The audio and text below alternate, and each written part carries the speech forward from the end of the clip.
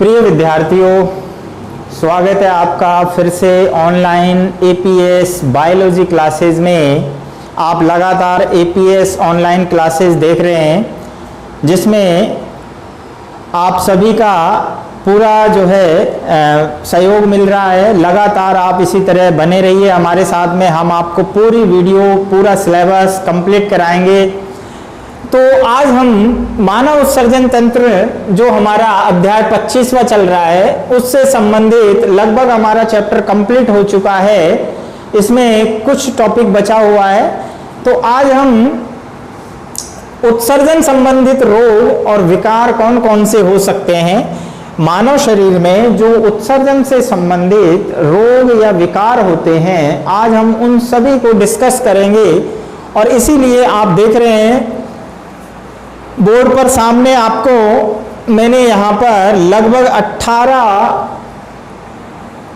रोग और विकार जो उत्सर्जन से संबंधित मानव शरीर में हो सकते हैं, उनको यहाँ पर लिखा है और प्रत्येक को एक एक करके हम डिस्कस करेंगे। आपकी जो भी जिज्ञासा है, बहुत सारी जिज्ञासाएं होती हैं उत्सर्जन से संबंधित, किडनी से संबंधित, पथरी से संबंधित, डायलिसिस से संबंधित, ये सारी जो है हम सभी आज दूर करेंगे। सभी कंफ्यूजन्स जो है, सारे आपके जो क्वेश्चंस हैं वो सॉल्व हो जाएंगे।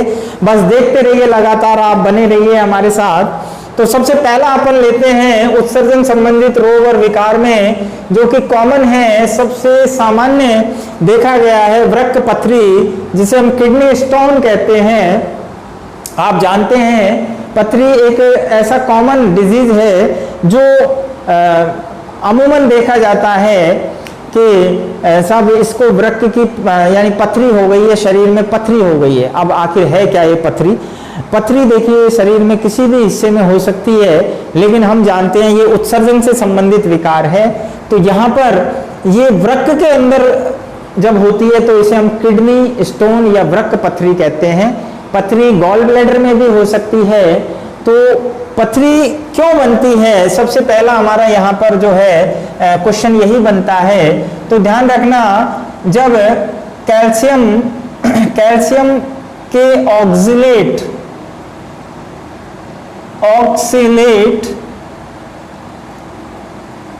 कैल्शियम के ऑक्सिलेट, इसके अलावा फॉस्फेट या यूरिक अम्ल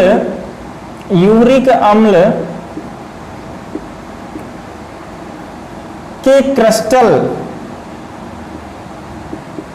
क्रिस्टल, ध्यान रखना, जब हम बात कर रहे हैं कि यूरिन बनता है तो उसमें से रक्त में से छानकर बनाया जाता है।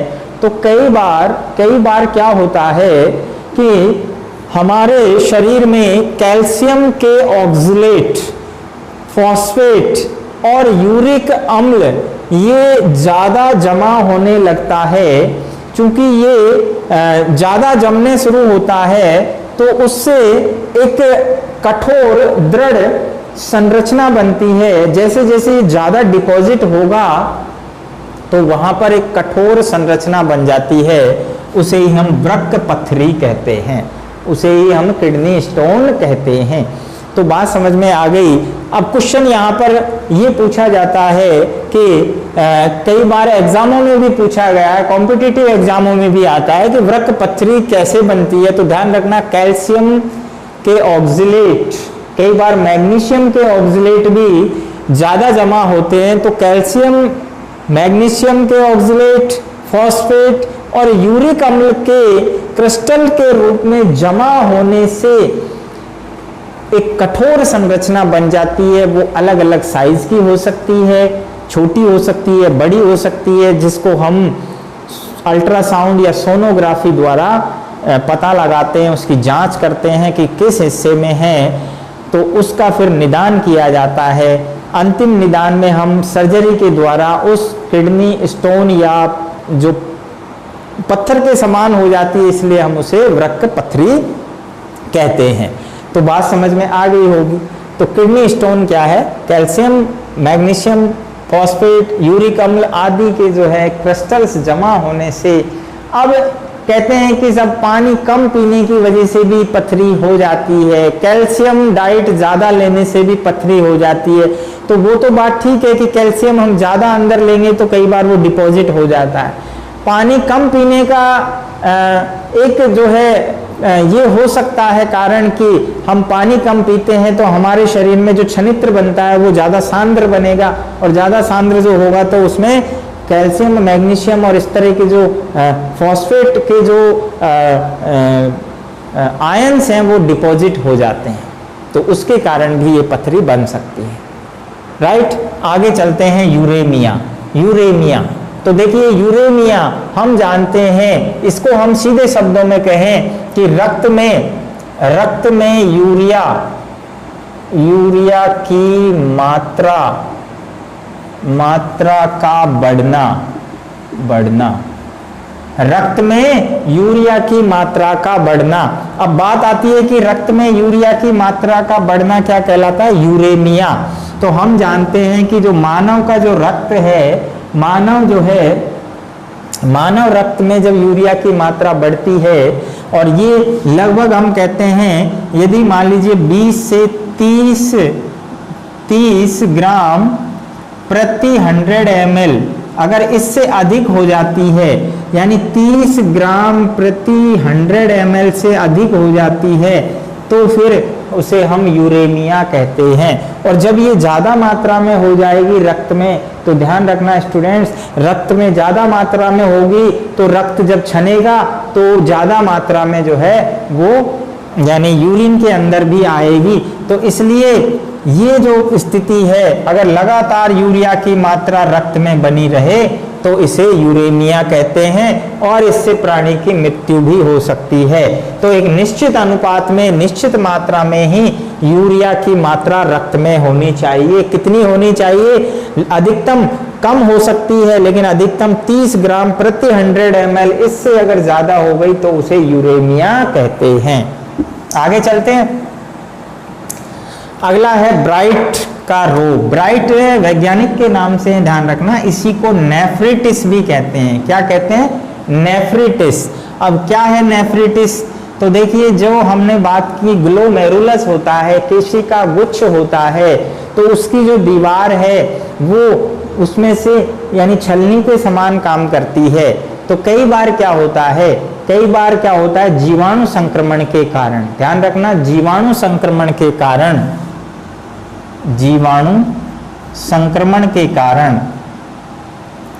तो जीवाणु संक्रमण से क्या होगा, वो पारगम्यता बढ़ जाती है, पारगम्यता बढ़ जाती है। तो जब पारगम्यता बढ़ जाती है तो क्या होगा, उसमें सूजन आ जाती है। जो ग्लोमेरुलस है उसकी जो यानी जिसे हम कह रहे हैं, ये जैसे ग्लोमेरुलस है, ठीक है। तो यहाँ पर इसमें क्या होगा, सूजन आ जाती है। सूजन आने से क्या होगा, इसकी पारगम्यता बढ़ जाती है। जैसे ये बोमेन संपुट है, तो यहाँ से आरबीसी भी छन जाती है। ध्यान रखना, आरबीसी आ जाएगी छनित्र के अंदर। तो छनित्र में जब आरबीसी आ गई, ध्यान समझ में आ रहा है, छनित्र में यदि आरबीसी आ गई, क्यों आएगी, क्योंकि यहाँ पर जीवाणु संक्रमण हो गया है, बैक्टीरियल इन्फेक्शन हो गया है, जिसकी वजह से इसकी पारगम्यता बढ़ गई और इसके छलनी जैसे कोर हैं वो बड़े हो गए और आरबीसी यहाँ आ गई। जब आरबीसी इसमें आ गई छनित्र में, तो आपको पता है यूरिन का रंग भी जो है प्रभावित होगा, और जो है आरबीसी जब यहाँ आ जाती है तो इसे हम कहते हैं नेफ्रिटिस या ब्राइट का रोग, नेफ्रिटिस या ब्राइट का रोग। और ये ब्राइट का रोग जो है, लगातार यदि इसका इलाज नहीं किया जाए, यदि दवाइयाँ नहीं ली जाए, तो क्या होगा, जो पानी है वो कहाँ इकट्ठा हो जाएगा, वो टिश्यूओं में इकट्ठा होना शुरू हो जाता है। और ख़ास तौर से जो निचला वाला हिस्सा है, पैरों के निचला वाला जो हिस्सा है, ठीक है, उसमें जो है सूजन आ जाती है, सूजन। और इसी को हम कहते हैं एडिमा या ड्रॉप्सी, एडिमा या ड्रॉप्सी। तो एडिमा या ड्रॉप्सी कब होगा, जब पैरों में सूजन आ जाती है। कई बार देखा होगा किडनी की जिनको प्रॉब्लम होती है उनको पैरों में सूजन आ जाती है। तो ये चीज़ क्लियर हो गई। तो वो जीवाणु संक्रमण के कारण होता है, तो इसका हम दवाइयों से इलाज करते हैं, एंटीबायोटिक दवाइयाँ देकर। बात समझ में आ गई। आगे चलते हैं। नेक्स्ट है एलकेप्टोयूरिया। एलकेप्टोयूरिया, तो ध्यान रखना नाम से ही समझ में आ रहा है एलकेप्टोन, एलकेप्टोन। तो एलकेप्टोन जो होता है वो लगातार यूरिन के साथ बाहर जब आता है और ये हवा के संपर्क में आने पर, ध्यान रखना जब ये हवा के संपर्क में आता है तो यूरिन का रंग काला हो जाता है, काला। मूत्र का रंग जो है सामान्यतः हल्का पीला होता है यूरोक्रोम वर्णक के कारण। ये हम अगली वीडियो में पढ़ेंगे, जिसमें हम डायलिसिस भी पढ़ेंगे और मूत्रण और किस प्रकार जो है वृक्क प्रत्यारोपण होता है, ये सब पढ़ेंगे। तो एलकेप्टोन हवा के संपर्क में आने पर क्या होगा, मूत्र का रंग काला हो जाता है और इसी को हम कृष्ण मूत्र रोग भी कहते हैं, कृष्ण मूत्र रोग। तो ये चीज समझने की है, सारी चीजों को एक एक करके समझ लीजिए, क्योंकि पीडीएफ में आपको नोट्स तो मिल ही जाएंगे, इसलिए समझना बहुत जरूरी है। तो एलकेप्टोयूरिया, एलकेप्टोन की जो है हवा के संपर्क में आने से मूत्र का रंग काला हो जाता है, इसीलिए इसे कृष्ण मूत्र रोग भी कहते हैं। तो कृष्ण मूत्र रोग क्या है, एलकेप्टोयूरिया को ही कृष्ण मूत्र रोग भी कहते हैं। नेक्स्ट बात करते हैं गाउट, जिसे एक प्रकार का अर्थराइटिस भी कहते हैं। गाउट क्या है, ये देखिए आनुवांशिक रोग है, आनुवांशिक। कैसा रोग है, आनुवांशिक। अब बात करते हैं कि ये है क्या आखिर। आनुवांशिक का मतलब तो आप जानते हैं कि अगली पीढ़ी में वंशागत हो जाता है। गाउट जो होता है वो यदि मान लीजिए लगातार यूरिक अम्ल की मात्रा बढ़ती है रक्त में, यूरिक एसिड अगर बढ़ता है रक्त में, तो ये देखिए जाकर कहाँ जमा हो जाता है, संधियों में जमा हो जाता है। संधि मतलब ज्वाइंट जो होते हैं हमारे, जैसे घुटने का ज्वाइंट है, हाथ पैरों के ज्वाइंट हैं, तो वहां पर ये यूरिक अम्ल डिपॉजिट होने लगता है और उसी के कारण जो संधि की जो कैविटी होती है उसमें पेन होता है, प्रेशर उत्पन्न होता है। इसी के कारण खास तौर से घुटनों में जब ज्यादा होता है तो कहते हैं सब अर्थराइटिस अर्थात गठिया हो गया है, इसी को ही गठिया भी कहते हैं, गठिया। तो ये गठिया क्या है, ये संधियों के अंदर, ये हम जब कंकाल तंत्र पढ़ेंगे तो वहां संधि रोगों में भी इसे पढ़ेंगे, इसलिए ध्यान रखना संधि रोग जब हम पढ़ेंगे तो वहां भी ये रोग पढ़ेंगे।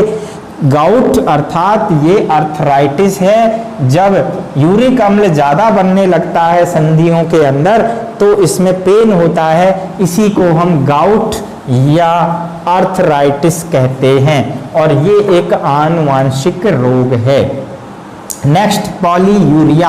पॉलीयूरिया, पॉली अर्थात ज्यादा, देखो ओली का मतलब होता है कम, जैसे हमने कहा ओलिगोसेकेराइड, तो एक शर्कराओं की कम संख्या का ग्रुप जो है बहुलक वो ओलिगोसेकेराइड होता है, ठीक है। मोनो का मतलब एक, डाई का मतलब दो, इसी तरह पॉली का मतलब बहुत ज्यादा, ओली का मतलब कुछ।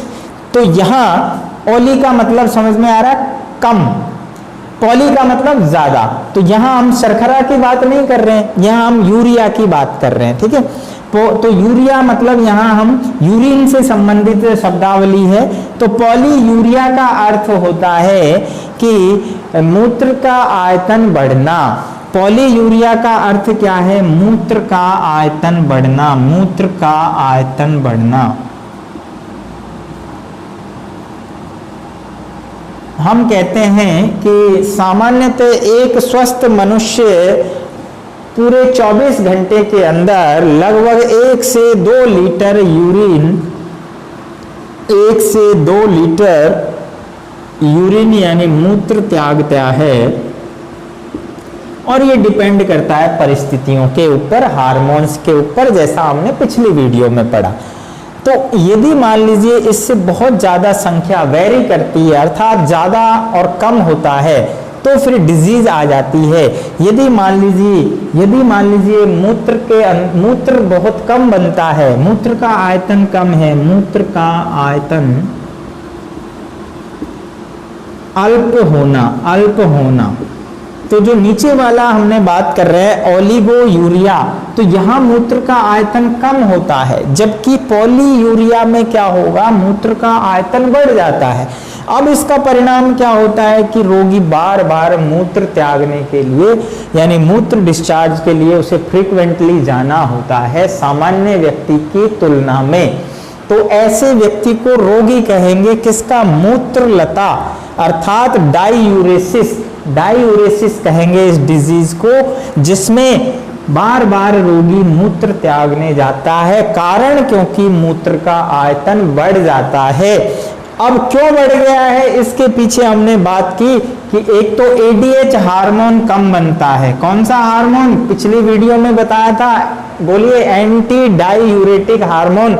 तो ये डाइयूरेसिस कब होगा, जब इसका विरोधी, ये क्या है, एंटी डाइयूरेटिक हार्मोन। तो भाई एंटी डाइयूरेटिक हार्मोन है, जिसे वैसोप्रेसिन भी कहते हैं, पश्च पीयूष ग्रंथि से निकलता है। तो ये हार्मोन क्या करता है, जो दूरस्थ कुंडलित नलिका थी जिसमें जल के अवशोषण को बढ़ाता है, जल के अवशोषण को बढ़ाता। तो जल का अवशोषण बढ़ेगा तो आयतन कम बनेगा, और अगर जल का अवशोषण, क्योंकि रक्त में मिला दिया जाएगा, जब ये हार्मोन कम बनेगा, एडीएच अगर कम बनेगा तो क्या होगा, अवशोषण नहीं होगा, जल का अवशोषण नहीं होगा तो यूरिन के अंदर ज्यादा मात्रा में जल जाएगा, तो आयतन बढ़ेगा। तो इससे बार बार जो है व्यक्ति जाता है, जिसे मूत्रलता या डाइयूरेसिस। तो डाइयूरेसिस एक रोग है, इसका विरोधी है हार्मोन कौन है, एंटी डाइयूरेटिक हार्मोन। तो नाम समझ में आ गया होगा, मैं समझता हूं। तो याद रखना, डाइयूरेसिस का विरोधी है एंटी डाइयूरेटिक। अगर यही नहीं है, कम है, तो फिर डाइयूरेसिस होगा। चलिए आगे चलते हैं। पॉलीयूरिया, मूत्र का आयतन बढ़ना, ओलिगोयूरिया, मूत्र का आयतन कम होना, बहुत कम होना, तो ये कहलाता है ओलिगोयूरिया। अब बात करते हैं ग्लाइकोसूरिया। देखिए, ग्लाइको अर्थात ग्लूकोज, तो ग्लूकोज मतलब शर्करा। तो शर्करा का मूत्र में पाया जाना, शर्करा का मूत्र में पाया जाना, शर्करा की मूत्र में उपस्थिति, यूं भी कह सकते हैं शर्करा की मूत्र में उपस्थिति। बात समझ में आ गई। अर्थात यदि ग्लूकोज यूरिन के अंदर जाता है तो इसे हम क्या कहते हैं, इसे हम ग्लाइकोसूरिया कहते हैं, इसे हम ग्लाइकोसूरिया कहते हैं। और ये एक प्रकार की, देखिए, ये एक प्रकार की जो है रोग होता है। इसकी जो अगली अवस्था है उसको हम कहते हैं डायबिटीज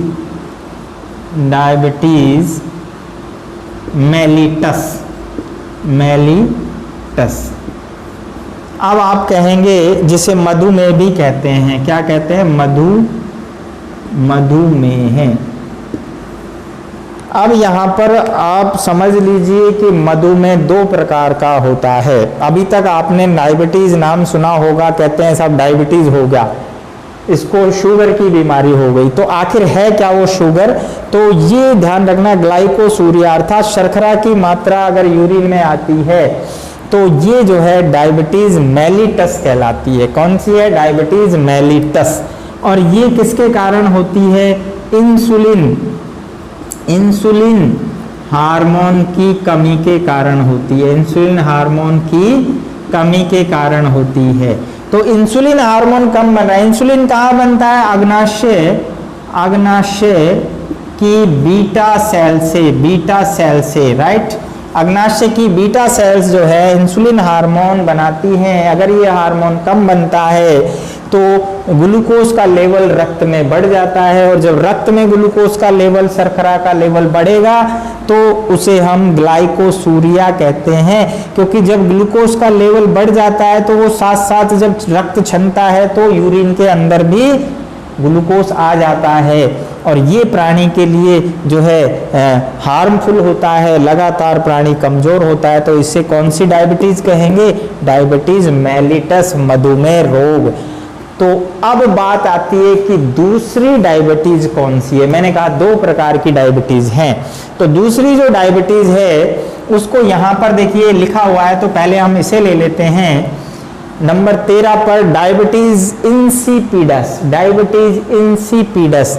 तो डायबिटीज इंसिपिडस क्या होती है भाई? जब जल का अवशोषण नहीं हो पाता है, जब जल का अवशोषण नहीं हो पाता है छनित्र में से, तो मूत्र के अंदर जल की मात्रा बढ़ जाती है। जल की मात्रा का बढ़ना, तो जल की मात्रा जब बढ़ जाती है यूरिन के अंदर, तो उससे क्या होगा, जो है व्यक्ति जो है बार बार यूरिन जाता है, तो इसे हम कहते हैं डायबिटीज इंसिपिडस। तो ये दूसरे प्रकार की डायबिटीज है। ऐसे रोगी को बार बार जो है यूरिन डिस्चार्ज के लिए जाना पड़ता है। तो ये चीज दोनों समझ में आ गई होगी, डायबिटीज मेलिटस और डायबिटीज इंसिपिडस। नेक्स्ट लेते हैं डिसयूरिया। डिसयूरिया, डिसयूरिया क्या होता है? यदि कोई व्यक्ति को मूत्र त्यागते समय यदि पेन होता है तो उसे डिसयूरिया कहते हैं। मूत्र त्यागते समय दर्द होना, तो सीधा सा सिंपल है, इसमें ज्यादा अपन को कुछ सोचने की जरूरत नहीं है। डिसयूरिया, मूत्र त्यागते समय यदि किसी को पेन होता है तो उसे डिसयूरिया कहते हैं। नेक्स्ट हम बात करते हैं हिमेटोयूरिया। देखो हिमेटोयूरिया, तो हिमेटोयूरिया क्या है? हिम अर्थात हीमोग्लोबिन। तो यहाँ पर हम बात कर रहे हैं हिमेटोयूरिया। तो यहाँ पर यदि मान लीजिए आरबीसी, आरबीसी में क्या है? हीमोग्लोबिन है। तो आरबीसी का मूत्र में पाया जाना, तो ये कहलाता है हिमेटोयूरिया। हिमेटोयूरिया, ठीक है, अर्थात यहाँ पर हीमोग्लोबिन भी आ जाता है और जिससे यूरिन का रंग भी चेंज होता है, इसे हिमेटोयूरिया कहते हैं। नेक्स्ट बात करते हैं कीटोन्यूरिया। कीटोन्यूरिया, तो देखिए कीटोन बॉडीज, कीटोन बॉडी जैसे एसिटिक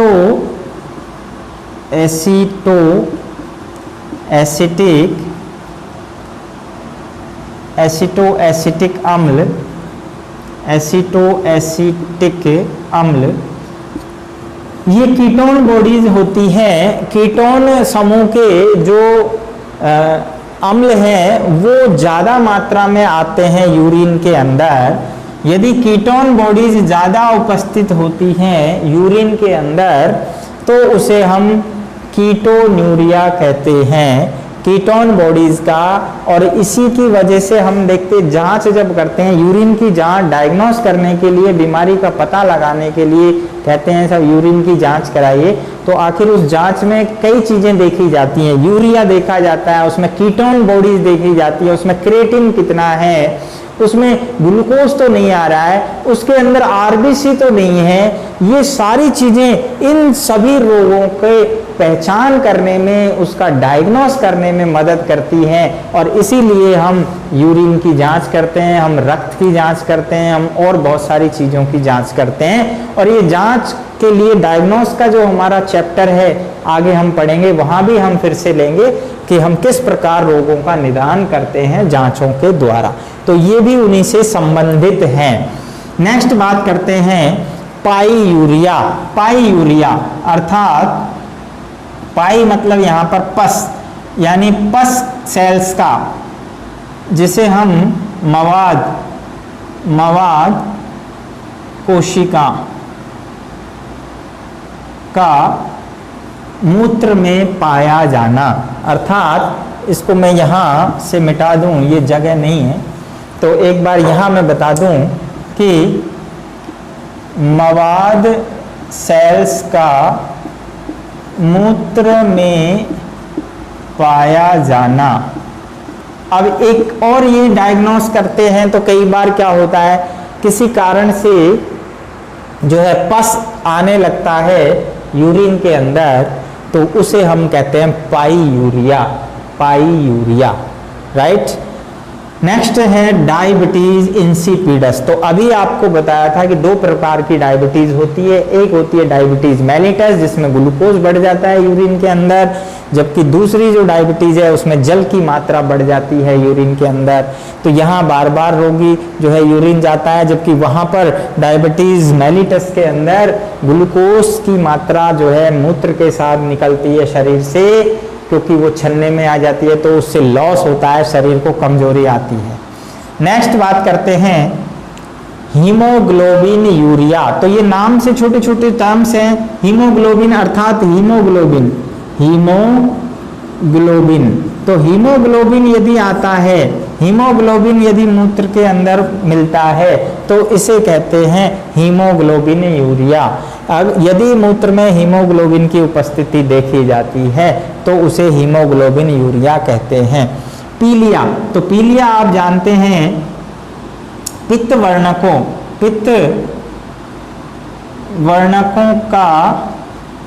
वर्णकों का रक्त में बढ़ना। अब ये होता क्या है कि ये कई बार जो हेपेटाइटिस होता है, हेपेटाइटिस ये एक वायरस है, ये एक वायरस है। जिस प्रकार कोरोना एक वायरस है जो वर्तमान में पूरे वर्ल्ड में जो है अपना विकराल रूप लेके और जो है फैला हुआ है, इसी प्रकार हेपेटाइटिस भी एक वायरस है जिससे क्या होता है, शरीर के अंदर जो हमारा यकृत होता है उसकी कार्य प्रणाली जो है बाधित होती है, और यकृत में जो पित्त लवण होते हैं उनका विष हरण होता है। तो वो पित्त लवण जो बनते हैं वो लगातार रक्त में बढ़ना शुरू हो जाते हैं। साथ साथ में हम ये भी कह सकते हैं कि जो पित्त वाहिनी जो होती है, पित्त वाहिनी वो बंद हो जाती है, उसके कारण भी ये रोग हो जाता है, यानी पित्त लवणों की संख्या रक्त में बढ़ना शुरू हो जाती है। और जब पित्त लवण बढ़ना शुरू होते हैं रक्त में तो रक्त का रंग पीला होने लगता है, जिसके कारण हम देखते हैं हमारे शरीर पे या जो रोगी है उसके शरीर पे कॉर्निया है वो पीले दिखाई देगा, हाथ जो है रेड की जगह पीले रंग के यानी उसमें जो है पीलापन दिखाई देने लगता है, तो हम उसको कहते हैं कि ये पीलिया रोग है। तो ये भी जो है उत्सर्जन से संबंधित रोग है। नेक्स्ट लेते हैं सिस्टिसिस। तो सिस्टिसिस जो रोग है उसमें क्या होता है कि जो मूत्राशय है, मूत्राशय जो होता है अर्थात ब्लैडर जो होता है उसकी जो दीवार है वो अंदर से जीवाणु संक्रमण के कारण, ध्यान रखना ये जीवाणु संक्रमण के कारण होता है, जीवाणु संक्रमण के कारण ये दीवार जो है क्षतिग्रस्त होने लगती है, इसमें क्षति होने लगती है, और उसकी वजह से जब वो डैमेज होती है तो उसके जो संकुचन और शीतलन और कंट्रोल जो प्रक्रिया है उस पर जो है प्रभाव होता है। इसे सिस्टिसिस कहते हैं, इसे सिस्टिटिस कहते हैं, राइट। नेक्स्ट आता है एल्ब्यूमिन यूरिया। एल्ब्यूमिन क्या होता है? एल्ब्यूमिन एक प्रोटीन है। एल्ब्यूमिन जो प्रोटीन होता है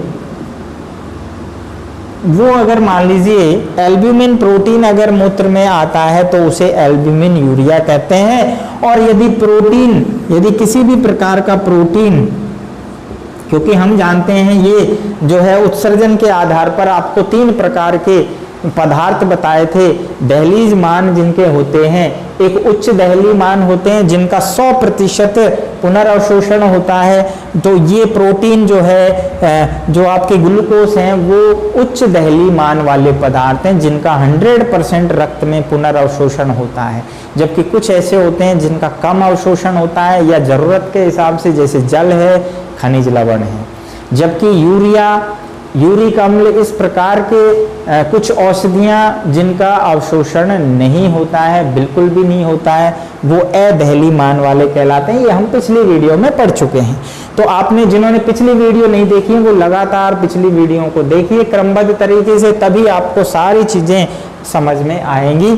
और आज हमने लगातार सीरीज को जो है उत्सर्जन से संबंधित जो रोग थे वो हमने लिए, जिसमें 18 रोग हमने आज डिस्कस किए हैं जो उत्सर्जन से संबंधित होते हैं। अगर फिर भी आपको कोई भी डाउट होता है किसी भी उसमें, तो आप कमेंट लिखेंगे और आप अपने उसमें छोड़ देंगे चैनल पर, आपको जो है आपका डाउट क्लियर होगा। ठीक है, नेक्स्ट अपना जो टॉपिक होगा उसमें हम लेंगे कि किस प्रकार यदि किडनी काम नहीं करती है तो डायलिसिस कैसे होता है, किस प्रकार यदि डायलिसिस नहीं हो रहा है तो फिर हम वृक्क प्रत्यारोपण क्या होता है, और बहुत सारी जो छोटे क्वेश्चंस बनते हैं, टॉपिक्स हैं, उनको क्लियर करेंगे। तो मिलते हैं नेक्स्ट वीडियो में, लगातार देखते रहिए आप APS ऑनलाइन क्लासेस। मिलते हैं नेक्स्ट वीडियो में। Thank you.